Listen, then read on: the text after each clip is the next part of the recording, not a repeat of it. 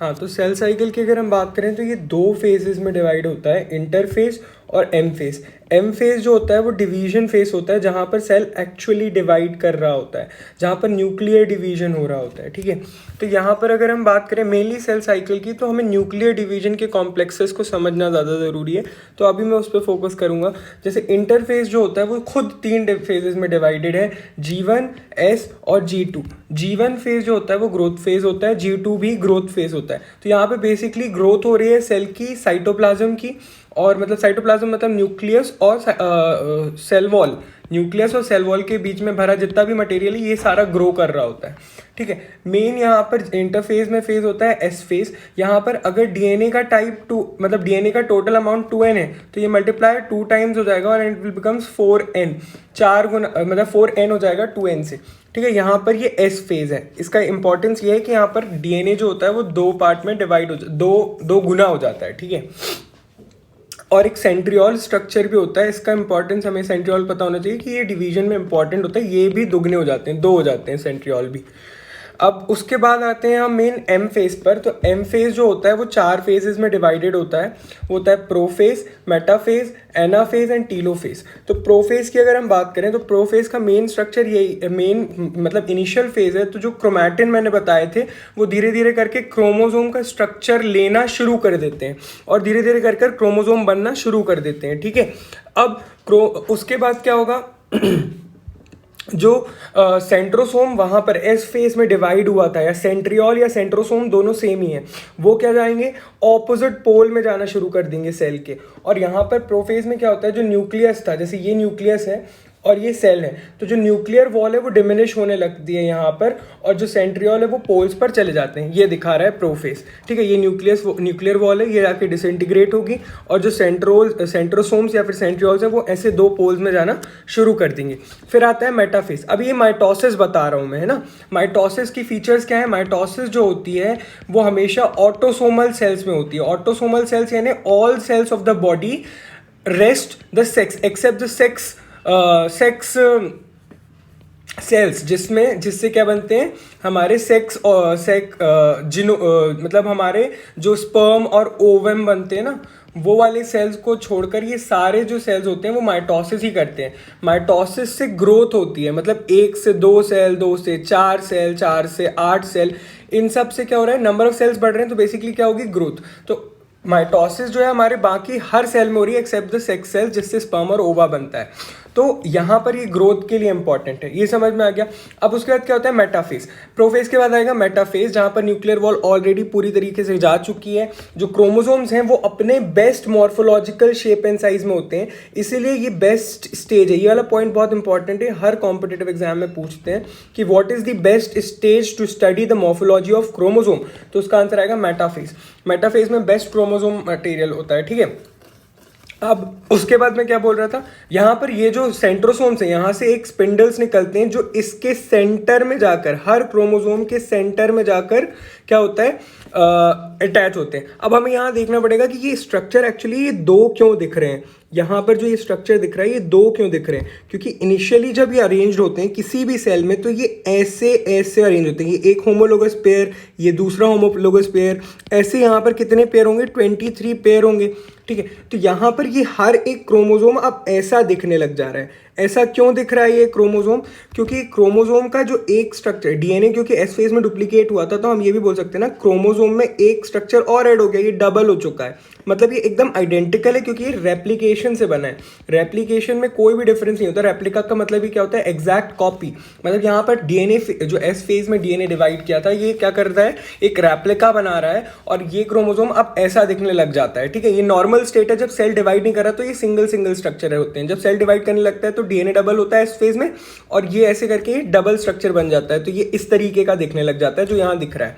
अब क्या होगा, मेटाफेज कंप्लीट हो गई। मेटाफेज की एंडिंग में आते आते ये क्रोमोसोम्स जो यहाँ पर ये स्पिंडल बना रहे थे, अब ये धीरे धीरे जाके एक सेंट्रल लाइनमर स्ट्रक्चर हो जाएंगे, इसको बोलेंगे मेटाफेज प्लेट। जो एक सेंट्रल लाइन है सेल की, जहाँ पर ये सेंट्रली सारे क्रोमोसोम्स, इंडिविजुअल क्रोमोसोम्स जाकर ऐसे अटैच हो चुके हैं, यहाँ पर एक सी लाइन में बना रहे हैं। बस ये इसका स्ट्रक्चर हो गया। अब एनाफेज क्या होता है, अब ये यहाँ पे सेंटर से अटैच है, ये था सेंट्रोसोम, यहाँ पे सॉरी सेंट्रोमियर।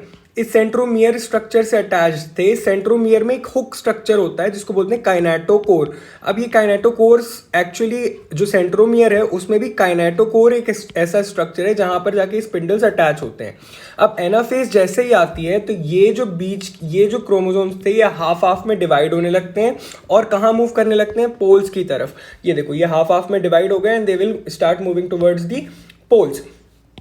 पोल्स में डिवाइड करने के बाद एक फेज आता है जिसको बोलते हैं टीलोफेज। अब यहाँ पर टीलोफेज जैसे प्रोफेज में हुआ था कि न्यूक्लियर मेम्ब्रेन जो थी वो डिमिनिश हो गई थी और उसके आसपास के ऑर्गेनेल्स भी डिमिनिश हो गए थे। आसपास के ऑर्गेनेल्स जैसे आप एक्स्ट्रा नॉलेज के बता दूं, यहाँ पर क्या होता है, एंडोप्लाज्मिक रेटिकुलम होता है, हमने पढ़ा है पहले भी है ना एंडोप्लाज्मिक रेटिकुलम, क्योंकि अब मेम्ब्रेन ही डिसइंटीग्रेट हो रही है तो एंडोप्लाज्मिक रेटिकुलम तो जाएगा ही ना, तो ये भी चला गया था। लेकिन टीलोफेज में आते आते ये टीलो का मतलब क्या होता है, पोल्स। अब ये दोनों पोल्स पे पहुंच चुके हैं। अब यहाँ पे क्या होगा, न्यूक्लियर मेम्ब्रेन फिर से बनना स्टार्ट हो जाएगी। न्यूक्लियर मेम्ब्रेन ये बन रही है, ये न्यूक्लियर मेम्ब्रेन बन गई और ये क्या होगा, फिर फाइनली क्या होगा, न्यूक्लियर एनवेलप डेवलप हो जाएगा और फाइनली बाकी सारे ऑर्गेनेल्स जो डिसइंटीग्रेट हुए थे जैसे गोल्गी कॉम्प्लेक्स, ईआरएनए, एंडोप्लाज्मिक रेटिकुलम, ये सारे वापस आने लग जाएंगे और फिर यहाँ का साइटोप्लाज्म भी डिवाइड हो जाएगा और ये दो सेल्स बन जाएंगे। इसलिए मैंने बोला था कि न्यूक्लियर डिवीजन ज्यादा इंपॉर्टेंट है, साइटोप्लाज्मिक डिवीजन तो जो डीएनए है उसके अंदर रेगुलेटेड ही है। मतलब एक्चुअली ये प्रोसेस जो है डीएनए खुद रेगुलेट कर रहा है डीएनए का डिवीजन, क्योंकि डीएनए के पास ही तो सारी इंफॉर्मेशन है, बॉडी में जो भी हो रहा है वो सारा डीएनए के पास है। फिर फाइनली स्टेज आती है साइटोकाइनेसिस। साइटोकाइनेसिस मतलब सेल डिवीजन। अभी हमने न्यूक्लियर डिवीजन देखा, फिर बाद में क्या हो जाएगा, ये सेल्स भी दो सेल्स बन जाएंगे जो रेगुलेटेड है किससे, खुद डीएनए से, और बस बाकी सारी तो डीएनए रेगुलेटेड प्रोसेस है तो ये सारे बन जाएंगे यहाँ पर। अब आते हैं मियोसिस पर। अब मियोसिस जो होता है, जैसे फॉर एग्जांपल ओवरी है या फिर टेस्टीज हैं, इसमें एक स्पेसिफिक टाइप के सेल्स होते हैं जिनको बोलते हैं स्पर्म सेल्स, या फिर बोल सकते हैं उनको स्पेसिफिक सेल्स, उनको क्या बोल सकते हैं हम, ठीक है, उसको हम बोल देते हैं सेक्स सेल्स या फिर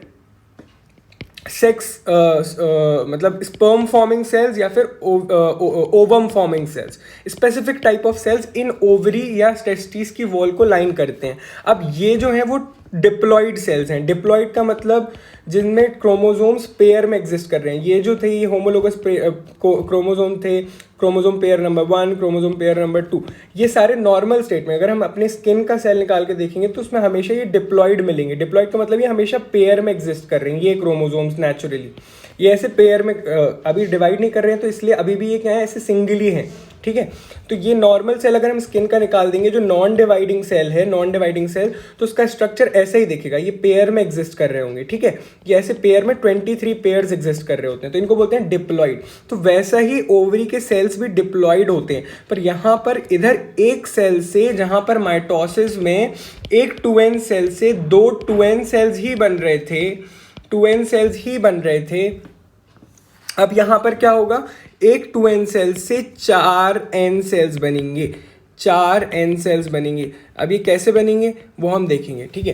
एक्चुअली ये 2n सेल फाइनली तो 4n में बदलता ही है ना, एस फेज में। मैंने पहले ही बताया था यहाँ भी 4n, इसीलिए यहाँ पे 2n में बना पाता है। वो एस फेज की इंपॉर्टेंस इसलिए क्योंकि वो 4n में बदल दे रहा है, तभी ये ऐसे डिवाइड कर पा रहे हैं।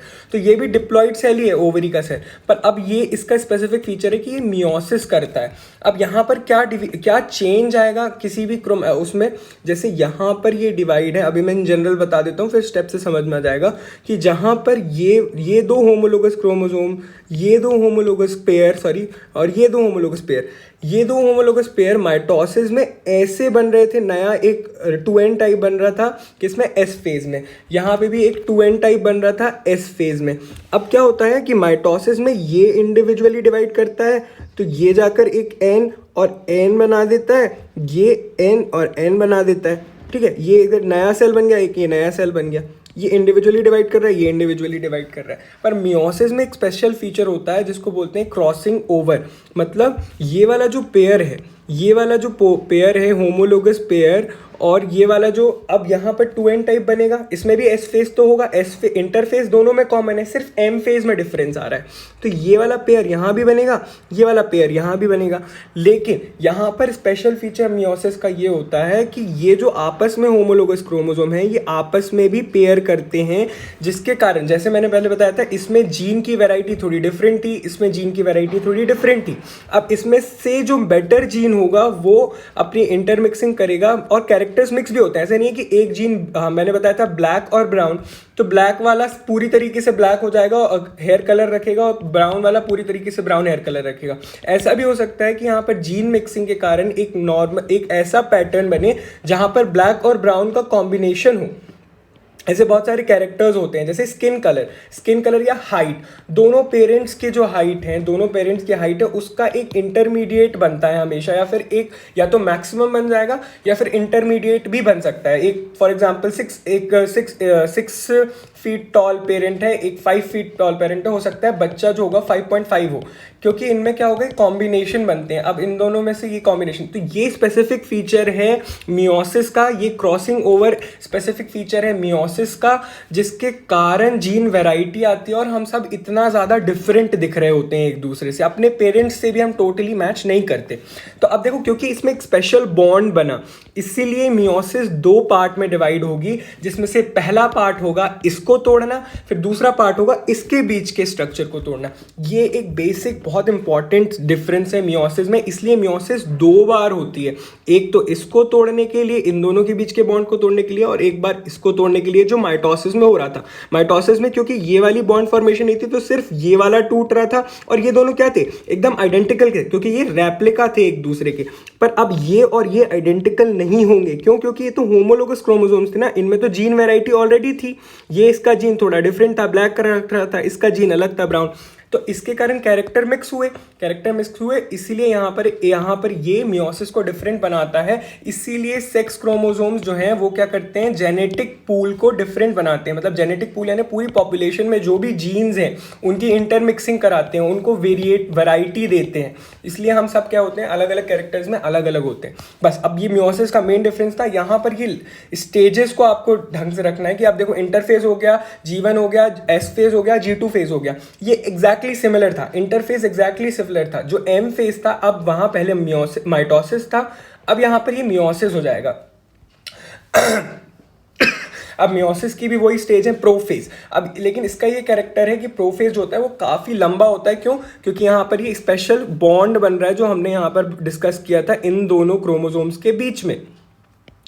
अब इसको बनाने के लिए और इसको तोड़ने के लिए प्रोफेज होता है। अब प्रोफेज क्या करेगा, प्रोफेज में पहली स्टेज होगी लेप्टोटीन, जहां पर ये क्रोमोसोम्स जो होंगे धीरे धीरे कर विजिबल होने लग जाएंगे। फिर आएगी जाइगोटीन में क्या होगा, ये जो दो स्ट्रक्चर्स थे जो माइटोसिस में भी बन रहे थे, इन दोनों स्ट्रक्चर में बॉन्डिंग फॉर्मेशन होने लग जाएगी। That is the stage of start pairing together and that is known as synapsis. मतलब जो होमोलोगस पेयर है, होमोलोगस पेयर में भी आपस में पेयरिंग हो रही है, और इस कॉम्प्लेक्स को क्या बोलेंगे, सिनेप्टोनीमल कॉम्प्लेक्स। सिनेप्स का मतलब ही जॉइंट होता है, तो इन दोनों के बीच में जॉइंट बन रहा है, उसको बोलेंगे सिनेप्टोनीमल कॉम्प्लेक्स। उसको क्या बोलेंगे, सिनेप्टोनीमल कॉम्प्लेक्स।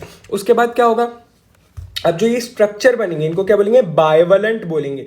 या तो बाइवलेंट बोल सकते हैं क्योंकि यहाँ पे 2 होमोलोगस क्रोमोसोम्स अटैच्ड हैं, या फिर इनको टेट्राड भी बोल सकते हैं क्योंकि इसमें 4 क्रोमाटिड्स अटैच हैं। अब क्रोमोसोम और क्रोमाटिड का मतलब ये होता है, ये क्रोमोसोम है स्ट्रक्चरली। अब इसकी एक इंडिविजुअल जो एक ये है स्ट्रक्चर, एक स्ट्रक्चर को क्या बोलेंगे, क्रोमाटिड। यानी एक क्रोमोसोम में 2 क्रोमाटिड हैं यहाँ पर।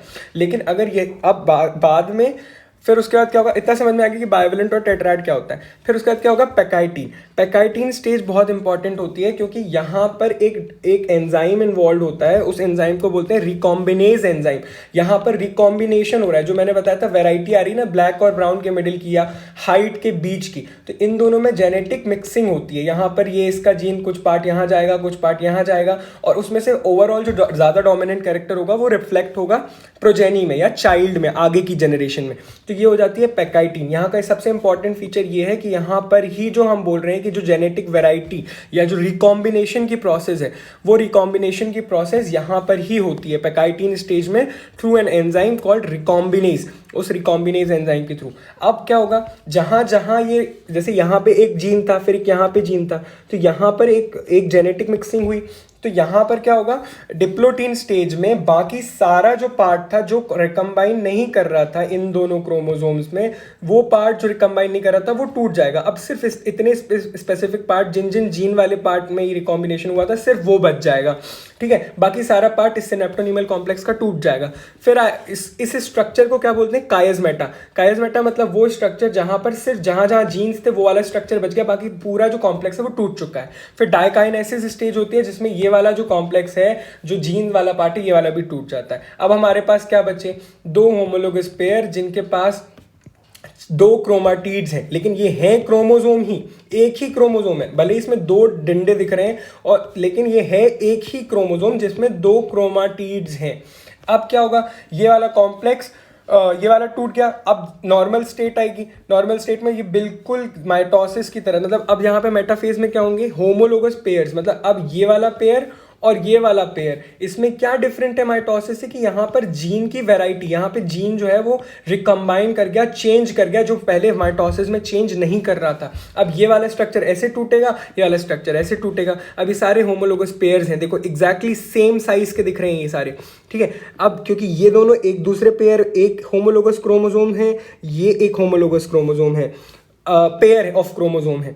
अब यहाँ पे क्या होगा, ये होमोलोगस पेयर जो सिनेप्टोनीमल कॉम्प्लेक्स था डायकाइनेसिस में, ये क्या होगा, यहाँ पर मेटाफेज में आते आते क्या होगा, मेटाफेज में आता है तो क्या होगा, the bivalent chromosomes align on the equator. अब यहाँ पर ये जो क्रोमोसोम है, इसका एक पेयर, एक होमोलोगस पेयर जो है वो एक तरफ जाएगा और एक होमोलोगस पेयर एक तरफ जाएगा। ये इसको माइटोसिस से डिफरेंट बनाता है, क्योंकि माइटोसिस में हम सिर्फ इस एक क्रोमोसोम को आधे में टूट रहे थे, इस क्रोमोसोम को आधे में। अभी हम इन दोनों पेयर को एक एक इंडिविजुअल सेल्स में लेकर जा रहे हैं। अभी हमने इसको नहीं तोड़ा है, इसके बीच की लिंकेज को नहीं तोड़ा है, हम इन दोनों पेयर को आधा आधा लेकर जा रहे हैं। एक होमोलोगस पेयर एक सेल में जा रहा है, एक होमोलोगस पेयर एक सेल में जा रहा है। अब यहां पर भी सेम फेज होगा, टीलो फेज, जहां पर ये एना फेज में क्या होगा, ये वाला ये ऐसे सेल प्लेट में डिवाइड हुए और ये इधर पे इस पोल की तरफ ये होमोलोगस पेयर मूव करने लग जा रहे हैं। और अब फाइनली टीलो फेज में क्या होंगे, दो सेल बन जाएंगे। अब यहां पर आती है शुरुआत मियोसिस 2 की, क्योंकि अभी तो हमें पता है कि ये वाले सेल टूटे हैं जो होमोलोगस पेयर बना रहे थे। ये होमोलोगस पेयर बेसिकली, ये होमोलोगस पेयर 1 था यहाँ पे ऐसे, और बाकी 22 होंगे, तो इनमें अभी सेल डिवीजन हुआ है। अभी सेल डिवीजन किस में बचा है, इन वाले में बचा है, जो माइटोसिस जैसे होंगे बिल्कुल, क्योंकि माइटोसिस में भी तो यही दोनों सिस्टर क्रोमाटिड्स एक दूसरे से डिफरेंट हो रही थी। तो यहां पर क्या होगा, माइटोसिस जैसा होगा। तो मियोसिस 2 जो होगी वो बिल्कुल एग्जैक्टली सेम होगी माइटोसिस के जैसे। तो बस अब इसमें क्या होगा, ये वाले क्रोमोसोम पेयर्स आपस में बीच में टूट जाएंगे। तो अब यहाँ से एक सेल ये भी बना सकता है अपने से, तो एक सेल ये होगा, तो ये क्या बना लेंगे, टोटल कितने हो जाएंगे, 2 सेल ये हो जाएंगे और 2 सेल ये हो जाएंगे। अब इसमें कंटेंट क्या आएगा, आधा कंटेंट आएगा कि नहीं आएगा, मतलब पहले इनिशियली कितना था, इनिशियली कितना था, 4n था, ठीक है। अब इसमें से जो वैरायटी आई वो हैप्लॉइड हुई कि नहीं हुई, n हुए ना। देखो अब ये वाला भी डिवीजन हुआ, तो ये एक हैप्लॉइड बन गया, एक हैप्लॉइड बन गया, एक हैप्लॉइड बन गया। इसमें क्या हो रहा है कि जो होमोलोगस पेयर्स थे अब वो आपस में एक दूसरे के साथ नहीं है, वो एक दूसरे से अलग अलग सेल्स में है, अलग अलग सेल्स में है। इसमें जो था, इसमें जो था, ये हाफ हाफ कंटेंट है बेसिकली। अब लेकिन यहाँ पर जब ये एक क्रोमोसोम था, इसका क्रोमा, इनको हम क्रोमाटिड्स बोल रहे थे, लेकिन अब ये इंडिविजुअली अलग अलग सेल में भी जाएगा ना, तो इसको हम क्रोमोसोम बोलेंगे। लेकिन क्योंकि एक इंडिविजुअल सेल की एंटिटी है तो इसको हम बोलेंगे क्रोमोसोम। स्टिल ये अभी क्रोमाटिड्स थे, ये इंडिविजुअली क्रोमाटिड्स थे। नाउ अब इसमें से जब एक सेल बनेगा और इसमें से एक सेल बनेगा, तो हम इसको एक क्रोमोसोम बोलने लगेंगे, इसको एक क्रोमोसोम बोलने लगेंगे। तो जो 2n टाइप था वो 2n टाइप अब क्या बन चुका है, n टाइप बन चुका है। इसलिए यहाँ पर हैप्लॉइड स्टेज मिल रही है। हैप्लॉइड का मतलब होता है हाफ। तो स्पर्म में जो होता है वो हैप्लॉइड कंटेंट होगा, ओवा में भी जो होगा हैप्लॉइड कंटेंट होगा। जब ही तो ये दोनों जब मीट करेंगे और जायगोट या एम्ब्रियो या बच्चा बनेगा, तो इसमें 2n वैरायटी होनी चाहिए ना। इस 2n वैरायटी से तो बॉडी ग्रो करेगी, सेक्स सेल से ग्रो नहीं करती है कुछ भी, तो इस 2n वैरायटी का बनना ज़रूरी है। इसलिए स्पर्म और हैप्लॉइड, स्पर्म और ओवा का हैप्लॉइड होना ज़रूरी है, जो प्रोवाइड करती है मियोसिस जो प्रोवाइड करती है मियोसिस। ये समझ में आया कि टू एक्चुअली 4n से ये n वैरायटी कैसे बनी और कैसी मियोसिस डिफरेंट है। ठीक है।